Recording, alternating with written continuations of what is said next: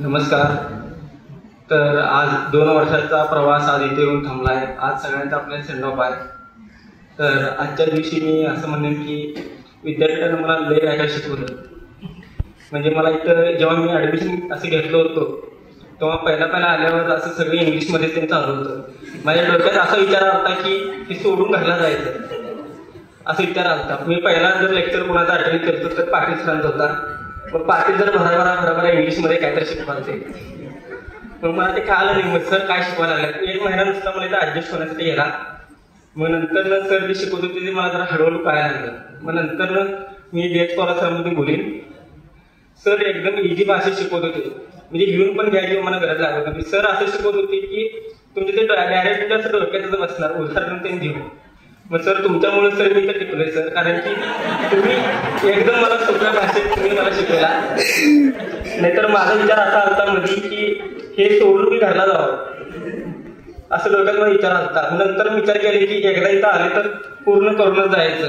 आता शेवटच्या टप्प्यावर आले. फक्त 90% झाले, 1% राहिले. तर या वर्षात म्हणला की आणि मी एका शिक्षकाबद्दल बोलीन. आपले चौगुले मॅडम. ट्रिपमध्ये मॅडम तुम्ही एकदम खूप छान ट्रिप नेला होता. खूप एन्जॉय केला आम्ही. आणि परत मी बोलीन की खूप मित्र असं नवीन मित्र झाले, जुने मित्र तुटले, काय गैरसमज झाले कोणासोबत, काय कोणाला असं पटलेले विचार. आणि एक मित्र असं भावासारखं आपल्याला गायडन्स दिले. मी खास करून नाव घेऊन अभिजित परेड. त्यानं मला फर्स्ट इयरला सगळं समजून सांगितलं हे असं असते तसं असते. म्हणजे कन्सेप्ट क्लिअर. शिक्षकानंतर जर कोण असते तर सांगणार तो मित्र असतोय आपला. तसा एक माझा हा मित्र. आणि दुसरं मी नाव घेईन तर श्रीपाद टाटे.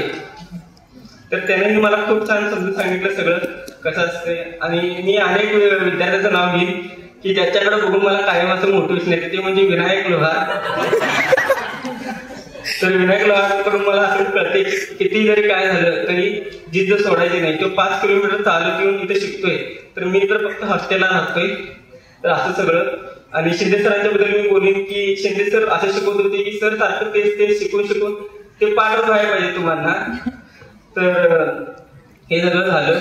आणि आमचे सिनियर पण आहेत तिथं. पूजा सिनियर आणि शेखर सिनियर. तर यांनी पण आम्हाला खूप मदत केली.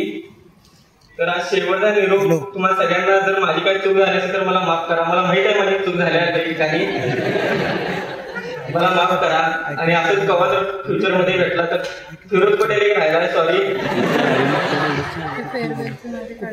मग फिरोज ट्रिपमध्ये मी फिरोज एकत्र होतो. मग जेव्हा तुम्ही कोणाचं असं संवाद येतात तेव्हा तुम्हाला त्या व्यक्तीचा स्वभाव कळतो.